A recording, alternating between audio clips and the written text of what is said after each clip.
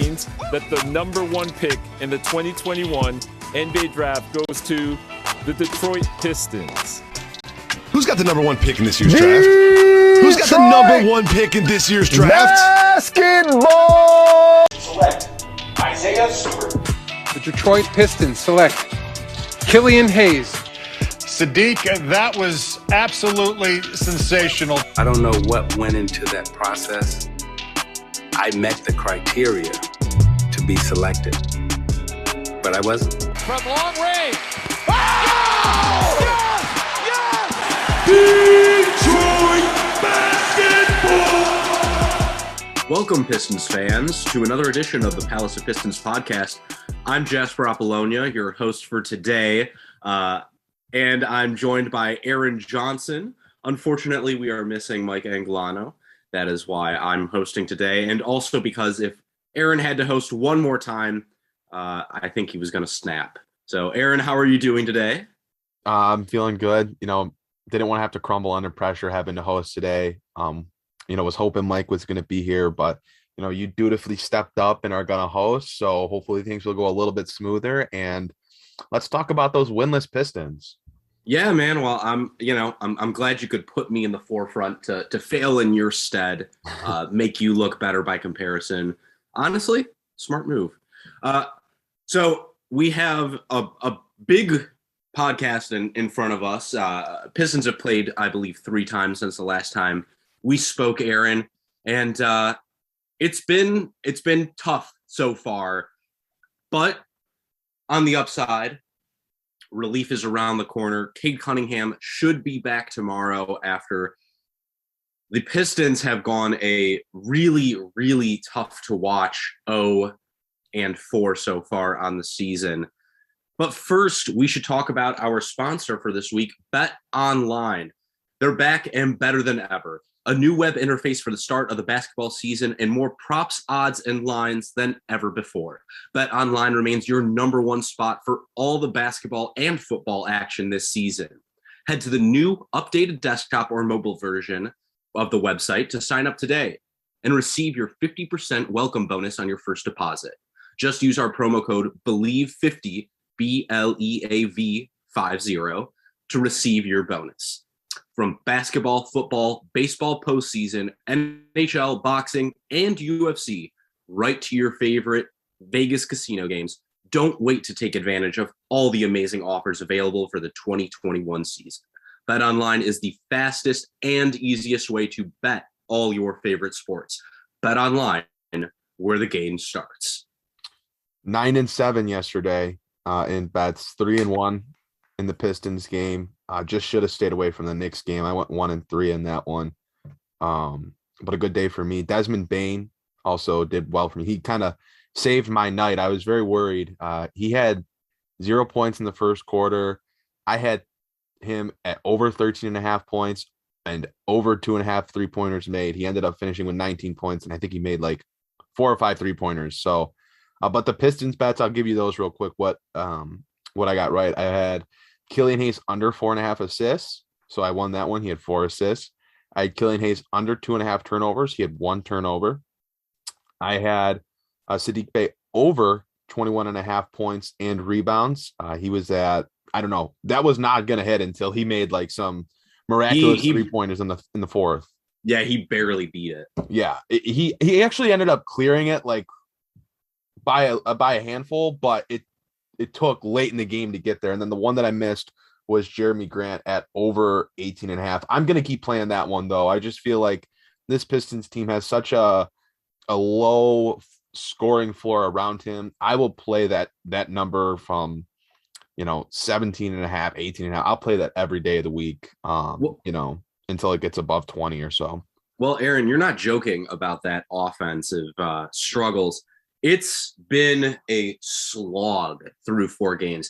Aaron, here's something that I was shocked by just perusing the team stats pages on NBA.com, which I have to say, if you are somebody that writes about the NBA or just tweets about it online, likes to put out statistics, likes to find out things about your team, go to the NBA.com stats website. it has everything you need for the most part. Of course, Synergy has some different stuff, but the NBA.com stat site is awesome. And while I was looking it over today, I could not believe what I saw. Do you know what the Pistons' offensive rating on the season is so far, Aaron? I'm going to go with around bad. Yeah, it's abysmal. Here's how bad it is. Their offensive rating on the season so far, 94.0. That's points per 100 possessions. That is last in the NBA.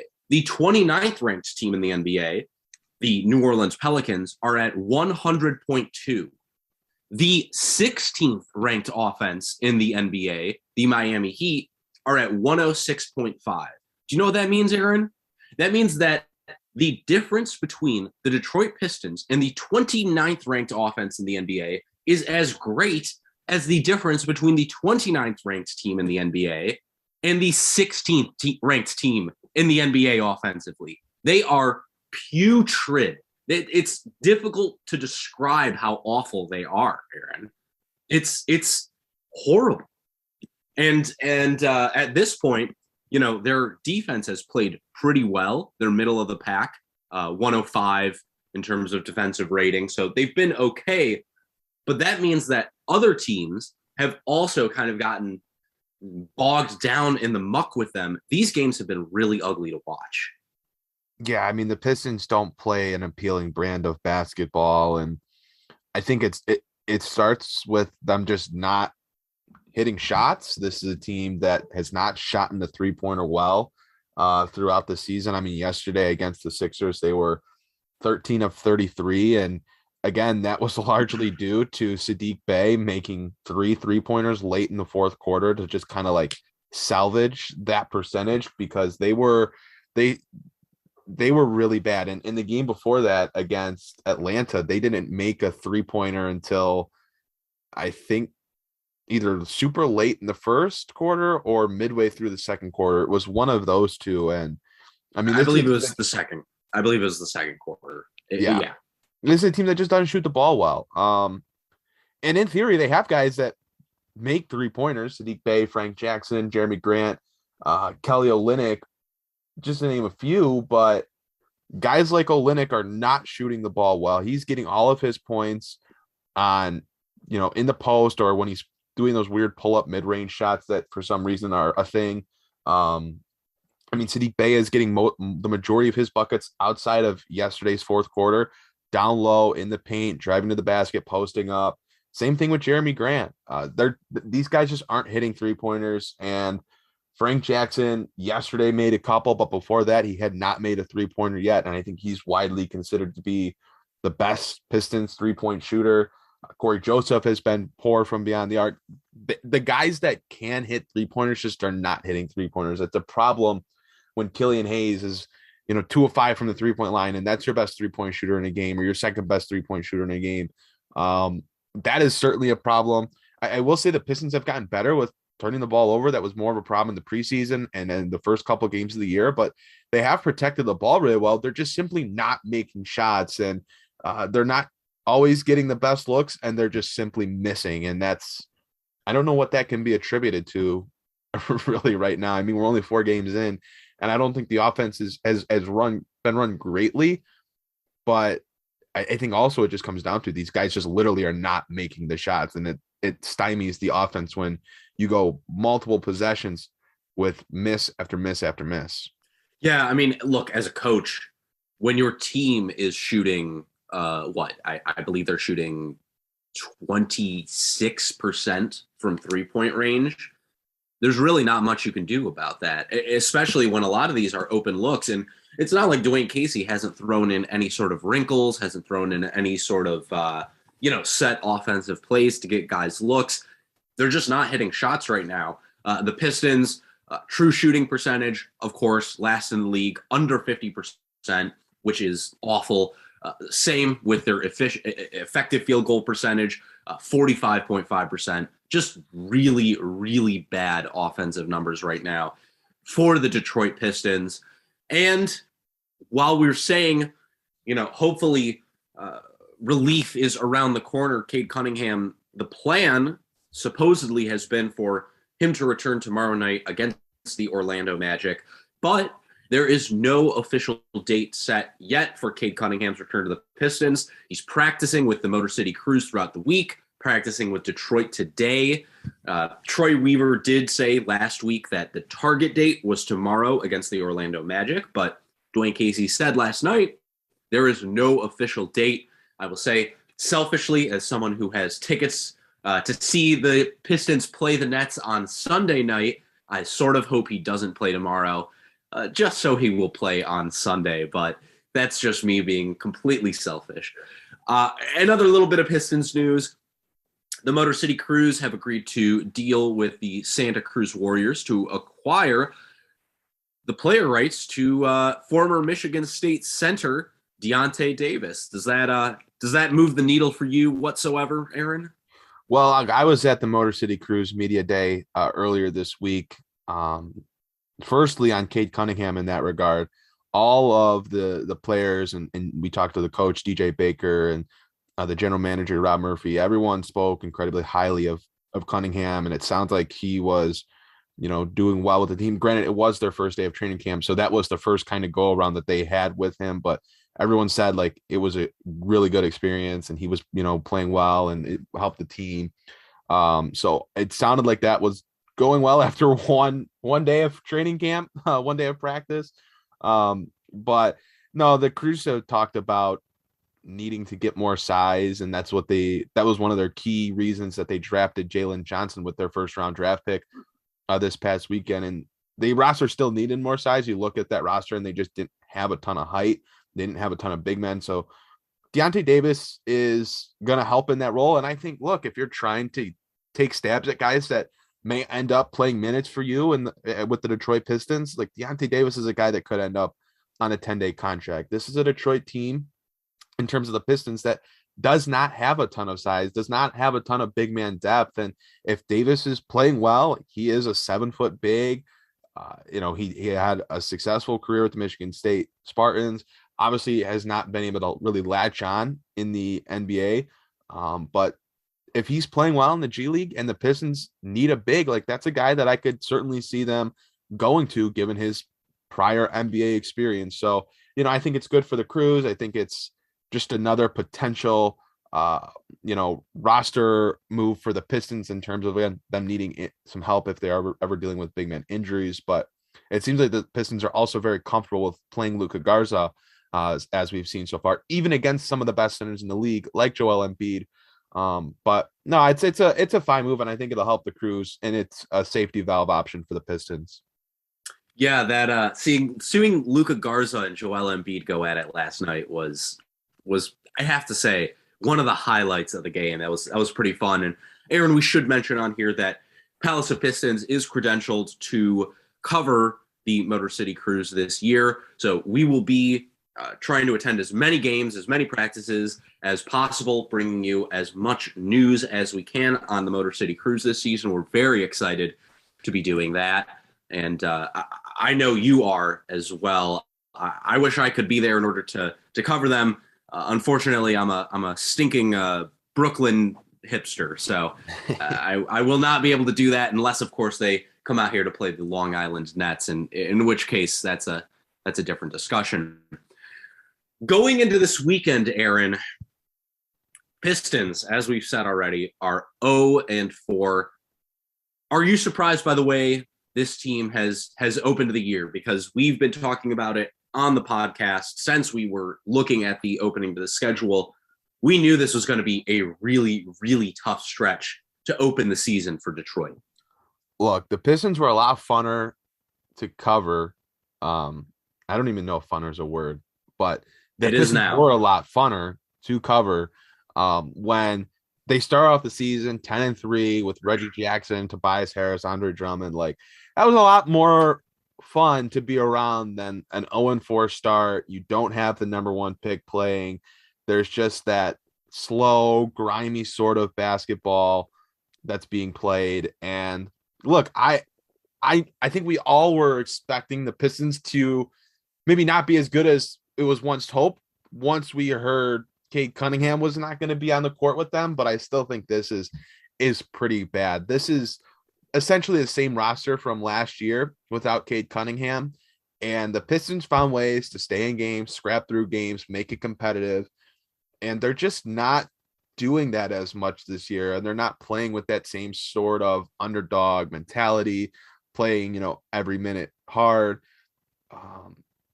Look, I think the Pistons have had a tough schedule to start the year. The Chicago Bulls are a good team. Obviously, the Philadelphia 76ers, even without Ben Simmons, are a good team. The Pistons have not had an easy schedule to start the year. I'm not even sure if I needed them to win a game in these first 4 games. I needed them to look a little bit more competitive, a little bit more like a team that has some semblance of playing together before, which that starting lineup does. And those guys do because they were on the roster, all those guys last year. And that's just not been the case. So I'm a little bit surprised with how bad the Pistons have started, with or without them having a win. I'd say it's been a little bit rocky.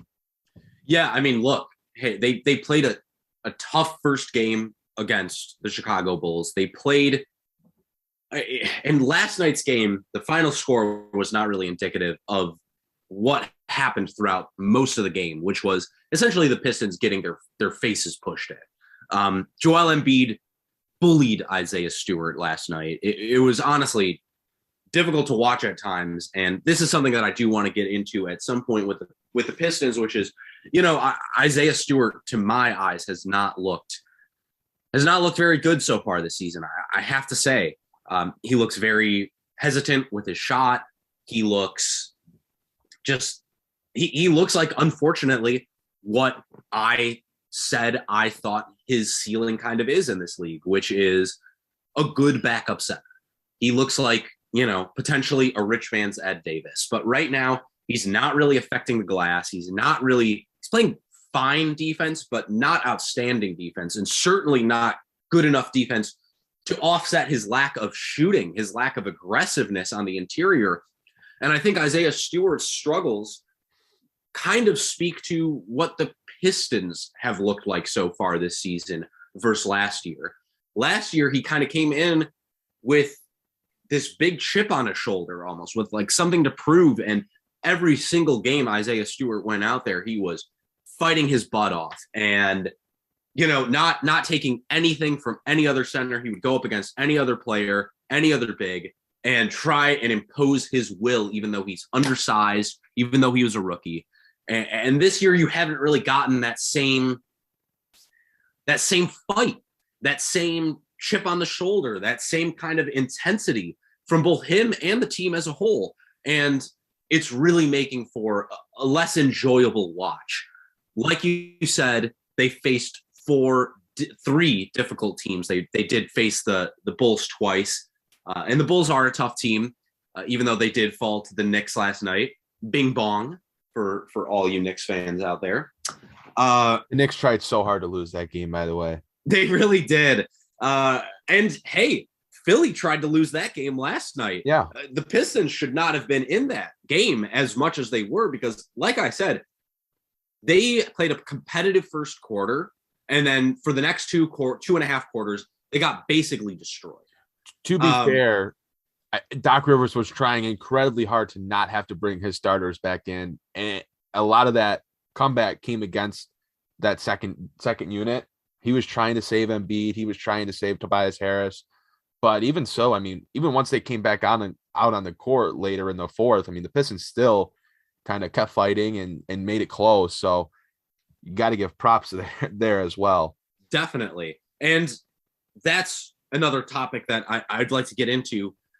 A big part of that comeback, even though Dwayne Casey also was kind of in that Doc Rivers, like, well, I don't want to put my starters back in if I don't have to mold because the Pistons backups were getting just destroyed. I believe at one point they were in like a 22-point hole. And Dwayne Casey was taking timeouts and then just throwing the same 5 guys back out there. And I was like, Dwayne, I love you, man, but maybe do something. Like, I understand stability is important, but this is the beginning of the season. You're ostensibly the guy who's supposed to be your best player. Maybe switch things up a little bit, experiment a little bit. maybe put Josh Jackson in with your backups and Hamidou Diallo in with your starters, because you need the playmaking with the second unit and the starters need another slasher. But whatever, I'm not an NBA coach for a reason. We were getting tweets that we need that the Pistons, that Dwayne Casey should keep the rotation the same every time, even though the Pistons were down 20 and the bench unit was only digging the Pistons hole deeper. The Pistons apparently didn't need the guys that were having the best games for the team, such as Saddiq Bey, Killian Hayes, Jerami Grant on the court. They needed guys like Corey Joseph and Hamidou Diallo out there. Well, look, they needed Trey Lyles out there, who's their best 3-point shooter through 4 games of the season. So, jeez, who would have thought? There. Yeah, that was kind of cracking me up.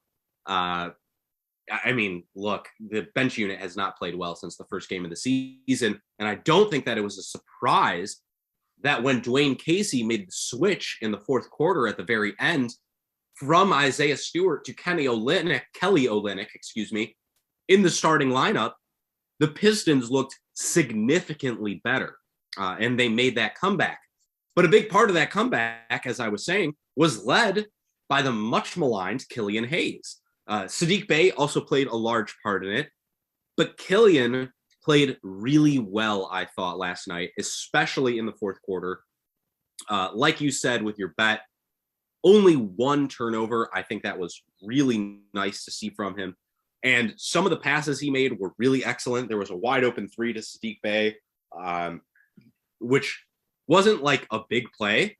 He simply caught the ball and then swung it into the corner. But the lack of hesitation from Killian Hayes and the zip on that pass, boy, that was really nice to see. Aaron, 12 points against Atlanta, hit 2 threes against them, 3 assists, no turnovers.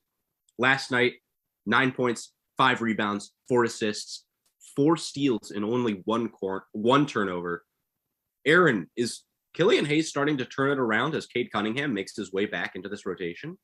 Yeah, I mean, we're still not fully there with Killian Hayes. Like, there's still some progressions that need to happen, but it's really encouraging these past 2 games that he's finally starting to play more aggressive.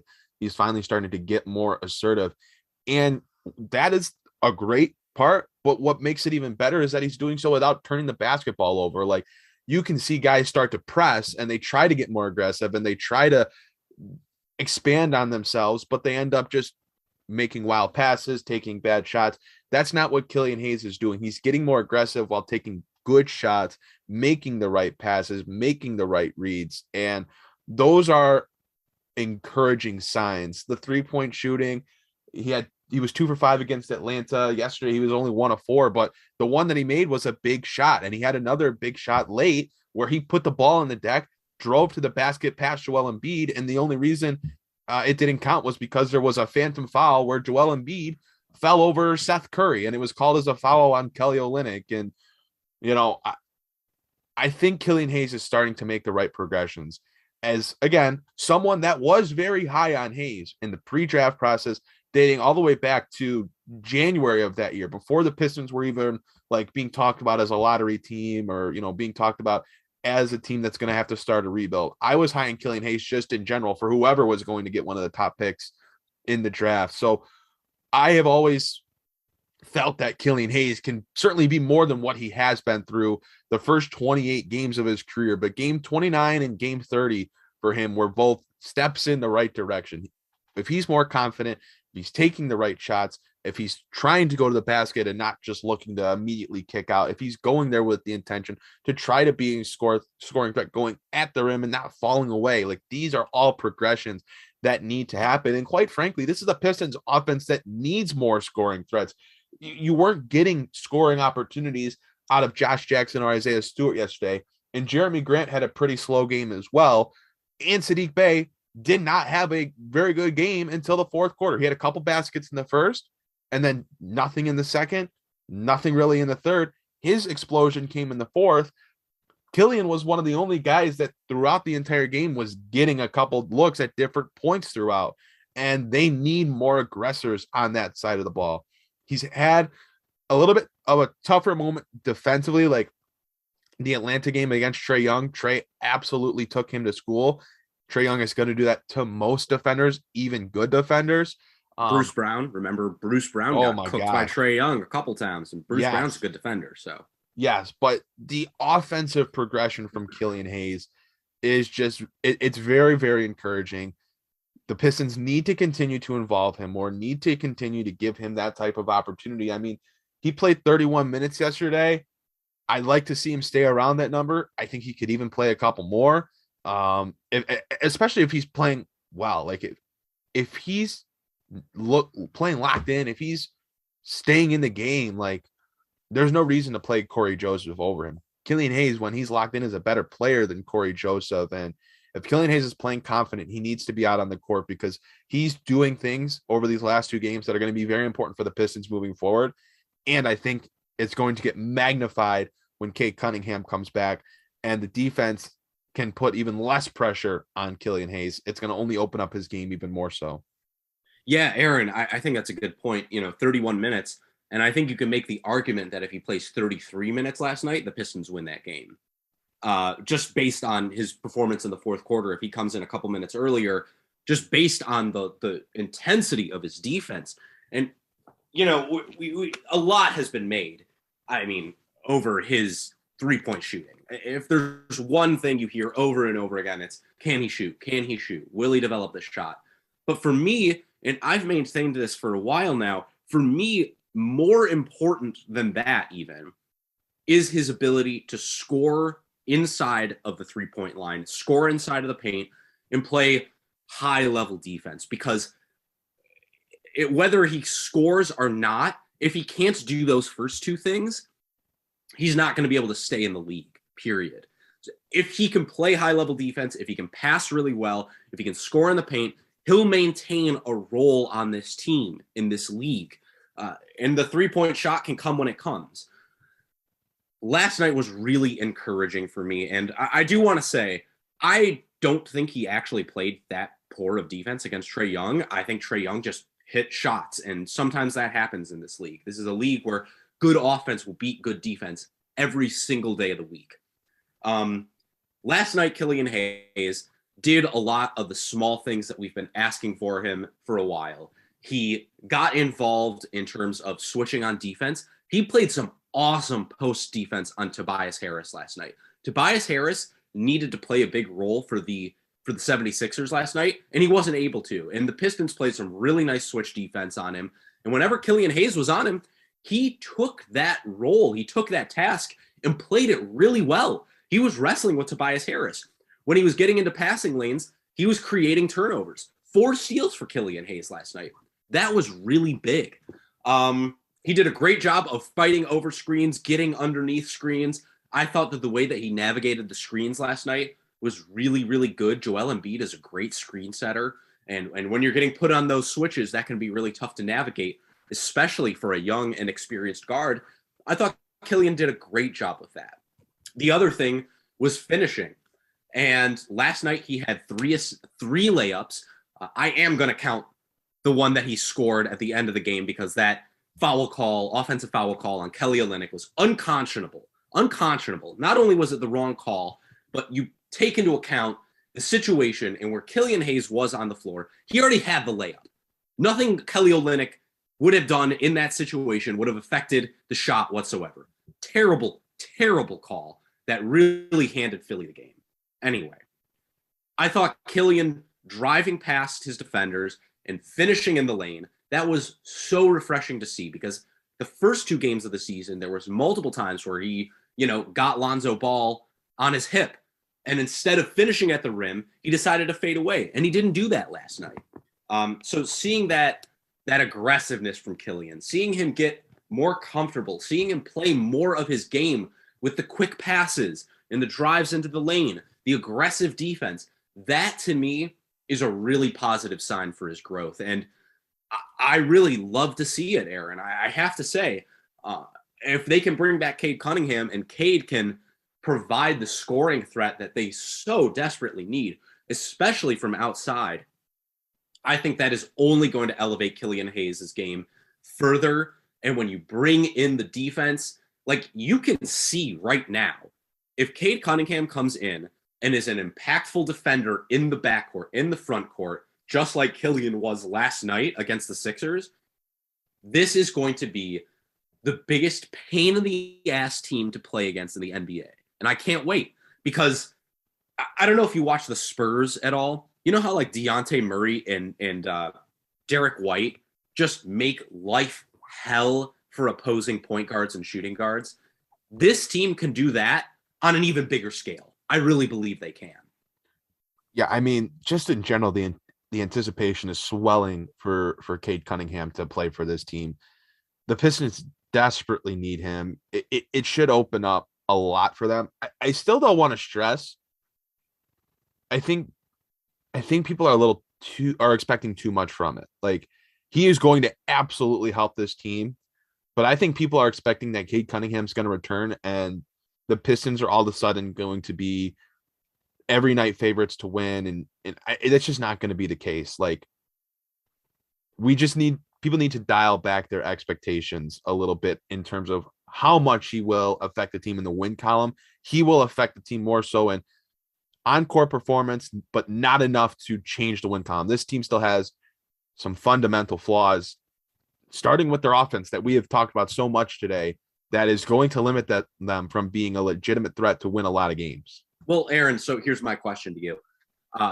I agree. I don't think that Cade Cunningham's going to make them into a winning team. This is a lottery team, period. And I know in the offseason we were really positive. Maybe this team will make a play. No, they're not going to make a play, even with Cade Cunningham.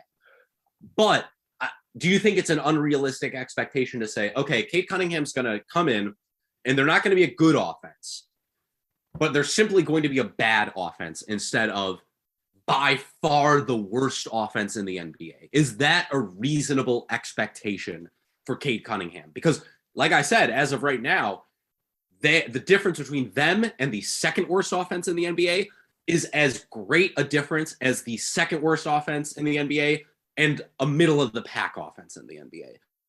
Yeah, I think Cade will.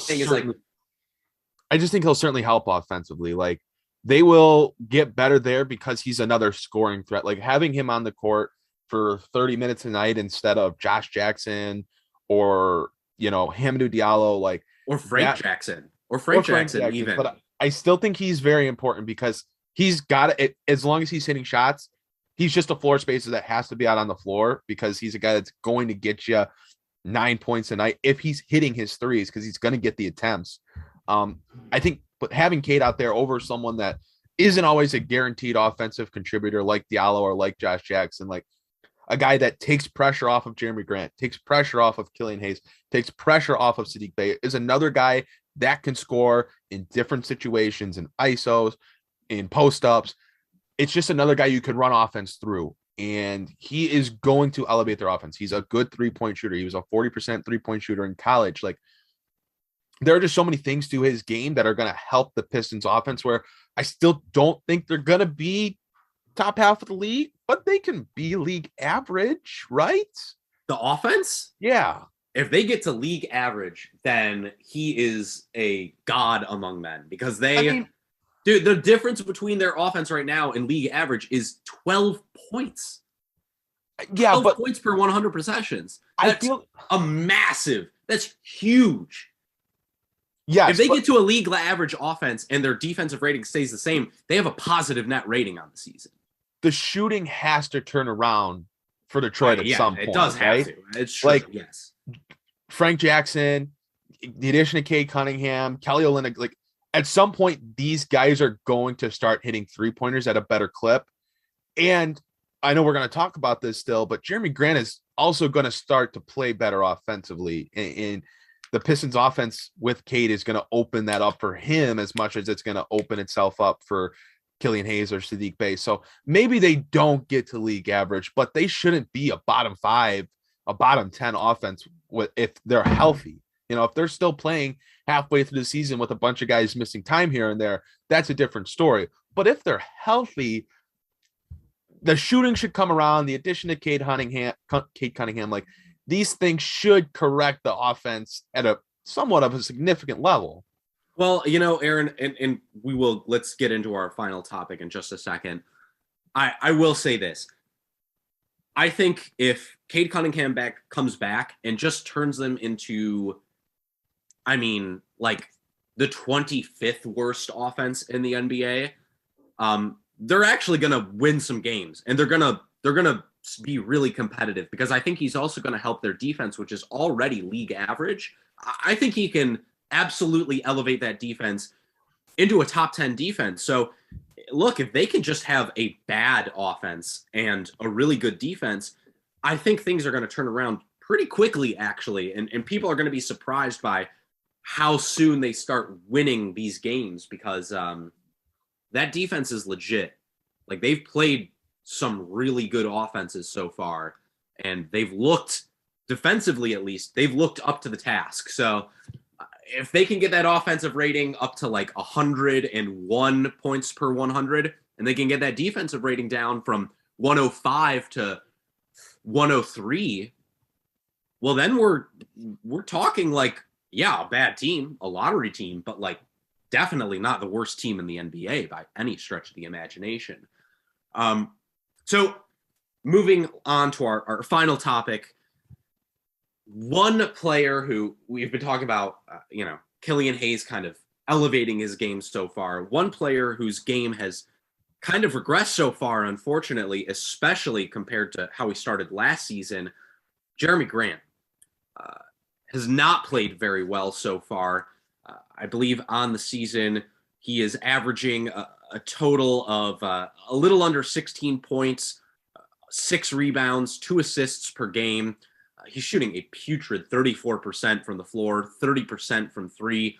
It's not been very good so far. Aaron, should the Pistons be concerned? Is this a sign of regression? Is this something they should be worried about long term? Or is this simply, like the rest of the team, we're assuming, a early season shooting slump that the return of Cade Cunningham and just a little bit of time are going to fix? You talk to me at game 20 if this is still an issue, if this is the same type of Jerami Grant that we're seeing. Like, I'm not going to overreact to 4 games. Like, just like I'm not going to overreact to Killian Hayes' past 2 solid games, I'm not going to overreact to 4 games from Jerami Grant. Like, he was obviously a very good player last season, took a major step forward. And this year, it's not been that same case, but he's also drawing a lot more attention defensively. Teams are really honing in on him and making guys like Josh Jackson or Frank Jackson take shots that they have not been making. So it allows the defense to really isolate on Jerami Grant and Saddiq Bey. And Jerami Grant hasn't been able to work out of that yet. And maybe that's the next step for him, is being able to handle double teams and being able to handle more attention, catching the ball in the post and having to make a play. But I'm not concerned about the slow shooting. He's gotten a couple of tough whistles. It seems like that's usually the case with him, though. So I'm not sure if we can count on that to change. But that game against Philadelphia, there were at least 3 plays where the possession ends in a Jerami Grant missed shot. But in reality, he should have been at the free throw line taking 2 free throws. And I'm not concerned about it. It's 4 games. Cade Cunningham, again, is going to help in regards to getting Jerami Grant going a little bit. Jerami Grant had a really slow preseason last year, and myself included, the reaction was the sky is falling. Like, this was a horrible signing. No idea what Troy was doing. And then Jerami Grant 2 weeks later was playing incredible. So we'll see. I'm not worried about it. Talk to me around, game 20, game 25. If this is still the case, Jerami Grant still is not shooting better than 40% from the field, and the Pistons aren't able to run offense through him, like, talk to me then. I'm not going to fret about it after 4 games, especially when the Pistons are missing what may be their best player or is probably their second best player. Yeah, I'm with you on this 100%, Aaron. Talk to me after like game 20, game 25. It's small sample size, and like you said, teams are absolutely honing in on him on defense. I see a lot of criticism over Jerami Grant kind of forcing up shots, and I think that some of that is absolutely warranted. But another big part of that is simply other players on this team are not scoring more efficiently than he is, and a lot of them are just not scoring at all. They don't have the ability to do it. Like, you're seeing Kelly Olynyk with just the green light to end all green lights, and that's not because he's earned it necessarily. It's because they don't really have anyone else. I'm way more concerned about guys like Isaiah Stewart, who I do have to say, maybe I'm being a little tough on him because he cost me a 6-leg parlay last night. I was really mad about that. I would have won a nice chunk of change if he had just gotten 4 more rebounds, but that's neither here nor there. I'm more concerned about guys who are showing like a lack of aggressiveness so far. So I'm more worried about him. I'm more worried about, Hamidou Diallo looking completely directionless out there. I'm more worried about Corey Joseph looking like he's Corey Joseph again and not the guy that they traded for and then re-signed. I'm more worried about Frank Jackson not being able to hit shots and looking really just shaky on both ends of the court. That's what I'm more worried about than Jerami Grant not hitting shots. And as of right now, it's really it's difficult to evaluate this team without Cade Cunningham on the floor because, frankly, they're just so bad. They're so bad. And without Cade, you can't really get the full picture of what this team is going to look like, not just for the rest of the season, but moving into next year as well, when they're likely going to be adding another top 5 pick into this rotation. Aaron, anything else you want to hit on today? I think we've covered most of it. No, I think, we hit on a lot. I mean, we got in more than I thought we were going to get into. So props to us, props to you for hosting a good show. Way better than I would have done. Hopefully we can get Mike back next week. And hopefully we'll be able to talk about the Pistons with Cade Cunningham next week as well. I can't wait. And hopefully I will have seen him in person live at the Barclays Center, but I'm not going to hold my breath, unfortunately. Aaron, thank you so much. And we do hope we have Mike Angelano for you back next week hosting. It was always a pleasure. Aaron, thanks so much for being on here. Thank you once again to our sponsor, Bet Online, where the game starts. And thank you, of course, to Believe Podcast Network for hosting us and to listeners like you. Thank you. That's all for us on this week's edition of the Palace of Pistons podcast. Once again, I'm Jasper Apollonia for Aaron Johnson and not with us, Mike Angelano. We'll catch you next week on the Palace of Pistons podcast.